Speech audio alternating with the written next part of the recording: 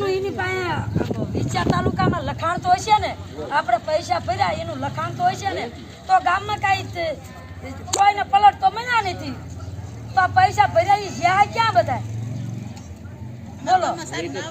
તમે ગામની અંદર એક ઘરની અંદર હોય કે જગ્યા સરપંચ આદરે તો તમે જાઓ ઈચ્છા તાલુકામાં જાઓ. એમાં સરપંચનો કઈ રોલ ના હોય તે સરપંચ છે ને એ કીધું ટીડિયા સાહેબ સરપંચ તમારું આમાં લખાણ તો હોવું પડે ને ક્યાંય. સરપંચ છે ને એ 5-5 વર્ષે બદલતા હોય.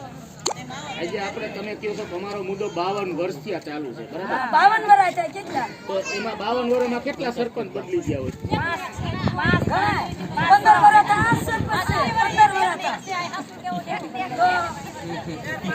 એટલે એ મુદ્દો તાલુકા પંચાયતનો છે. તાલુકા પંચાયતની પલોટની નાતે બધી ગ્રામ પંચાયત લેવલનું જે 52 વર્ષ થયા, હજી ગામની અંદર કાંઈ પલોટ થયા નથી. કોઈને ખાટલા ભાઈ ભો નથી. એક ઘરની અંદર 15 સભ્યો રહે, કેટલા? 15 કે સરકાર બદલશે ને તો આપણે યોગ્ય જગ્યાએ રજૂઆત કરી શકશે. સારા ભણેલ ગણેલ વ્યક્તિ આવશે ને તો એ કામ કરશે. અત્યારે કેવું છે, આવશે હજી અમે તેને ખબર પડશે. લાઈટ આવી ગઈ. લોકોને આવશે તારે કઈ કામ હોય તો મને કહેવાય. એવી રીતના અમે જાય પછી